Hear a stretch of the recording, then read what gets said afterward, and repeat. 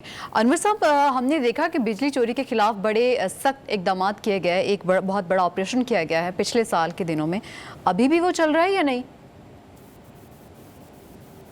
एक तो वो ऑपरेशन नहीं चल रहा। पिछले दिनों में जब एफआईए और पुलिस की मदद से बिजली चोरों के खिलाफ ऑपरेशन किया गया था तो आप देखिए कि बहुत ज़्यादा हुकूमत की जो रेट भी कायम हुई थी और जो लाइन लॉसेस थे वो भी कम होते चले जा रहे थे। डॉक्टर साहब ने जो बात की, आप ये देखिए कि जो 200 यूनिट तक बिजली इस्तेमाल करते हैं उनके लिए रिलीफ है, और जो डॉक्टर साहब बिजली चोरी करते हैं वो बहुत ताकतवर बाअसर तबकात होते हैं, इंडस्ट्रियलिस्ट होते हैं, वो वडेरे होते हैं, वो जागीरदार होते हैं, वो सनतकार होते हैं और बाअसर शख्सियात माशरे की होती हैं जो बिजली चोरी करती हैं। आम आदमी, गरीब आदमी तो बिजली कानून के खौफ से ऐसा करता ही नहीं है, और अगर कोई इक्का दुक्का होगा भी तो उनकी तादाद बहुत नहीं होगी, बड़ी कम होगी। लिहाजा 200 यूनिट तक मैं समझता हूँ गवर्नमेंट ने जो रिलीफ दिया, चलिए दे रहा है, दुरुस्त है। कुछ गरीब आदमी को तो इससे रिलीफ मिलेगा।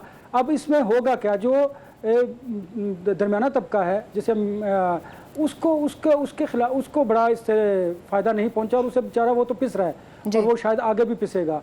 लेकिन चलिए, गवर्नमेंट ने एक अच्छा पॉजिटिव स्टेप लिया है, उसको हमें अप्रिशिएट करने की ज़रूरत है।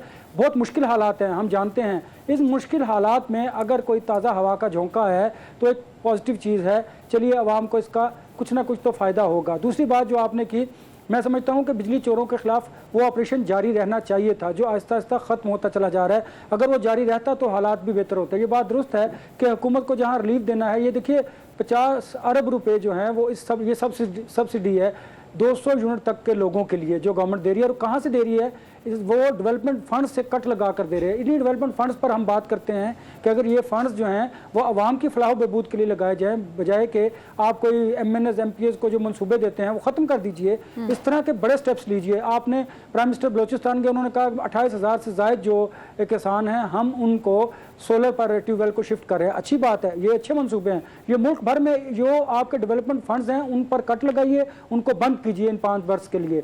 आप उनको इस तरह के फलाही जो मंसूबे हैं पूरे मुल्क में लोगों के लिए, वो वहां पर यूटिलाइज कीजिए उन फंड्स को। फिर तो आवाम को रिलीफ भी मिलेगा और हुकूमत का भी को हाथ पटेगा और डेवलपमेंट की तरफ भी हम बढ़ेंगे और हालात भी बेहतर होंगे। ये वो रिलीफ है जो हकीकी मायनों में आम आदमी को मिलेगा।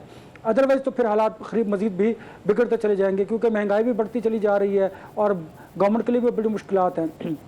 अब आते हैं कि लाइन लॉसेस और बिजली चोरी को रोकना बहुत ज़रूरी है। उसके साथ साथ हमें सोलर की तरफ जाना होगा। पंजाब गवर्नमेंट ने इस पर स्टेप लिया है और वो इनिशिएटिव उनका बड़ा अच्छा है कि हमें सोलर की तरफ जाना चाहिए। अगर हम सोलर की तरफ जाएंगे और IPPs के साथ जो मुआहदे हमारे आइंदा बरस शायद ख़त्म होने जा रहे हैं, अगर हम उनको ख़त्म कर दें या उनको दोबारा से आप कर लीजिए तो फिर मैं समझता हूँ कि हमें फ़ायदा होगा। फिर तो बिजली के मामले में, तवानाई के मामले में हम रिलीफ दे सकेंगे आवाम को, अदरवाइज मुश्किल दिखाई देता है। और रही बात गवर्नमेंट की और इस बजट की, आपने बात की थी। देखिए, बजट के बाद बहुत सारी चीज़ें जो थी वो बेहतरी की तरफ जानी थी। आहिस्ता आहिस्ता हुकूमत उस पर इनिशिएटिव ले रही है, स्टेप्स ले रही है, उठा रही है। वो हमने जो कहा था ना 100 डेज प्लान के बाद जो इनके इकदाम होंगे, अगर वो पॉजिटिव दिखाई दिए कि आवाम को रिलीफ दे रहे हैं तो हम बिल्कुल उसकी बात करेंगे और उसको अप्रिशिएट भी करेंगे। और अगर नहीं दिए गए तो हम डेफिनेटली उस पर तनकीद भी करेंगे, और तनकीद का मकसद होगा कि गवर्नमेंट की तवज्जो उसकी तरफ दिलवाई जा सके। ठीक है। अनवर साहब, राना सनाउल्लाह ने कहा कि हुकूमत सोशल मीडिया को रेगुलेट करने के लिए जिस तरह का भी कानून साजी जिस तरह की भी करना चाहती है, अदलिया को चाहिए कि इसकी मंजूरी दे दे। उन्होंने ये भी कहा कि इस वक्त सोशल मीडिया से मुतालिक जो कानूनी फील्ड में मौजूद हैं उनमें कोई दम नहीं है। सहाफ़ियों पर भी पाबंदी लगी है, मीडिया पर भी कुछ चीज़ें इस तरह की आयद करने की कोशिश की जा रही है। एक्स के हवाले से भी खबरें सामने आ रही हैं कि वज़ारत दाखिला ने कहा है कि कौमी सलामती के लिए ख़तरा है एक्स। क्या कहेंगे?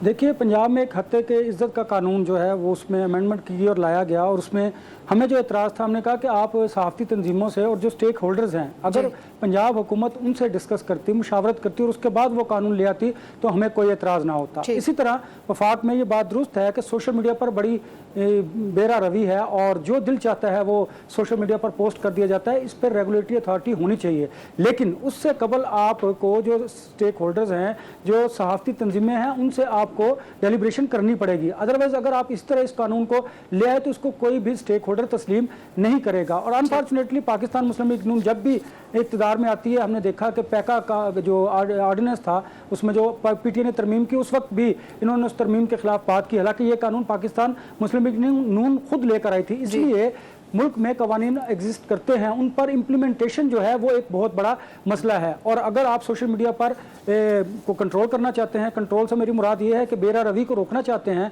और सच वहाँ पर आना चाहिए, तो बिल्कुल इसके लिए कोई एक अथॉरिटी कायम करनी चाहिए। लेकिन उस अथॉरिटी से केवल जितने भी स्टेक होल्डर्स हैं उनको एतमाद में लीजिए, ताकि ये तासुर ना जाए कि आप सोशल मीडिया पर पाबंदी आयद करना चाहते हैं। अब एक्स को बंद करके मुझे बताइए आपने क्या हासिल कर लिया है? कि कुछ भी नहीं।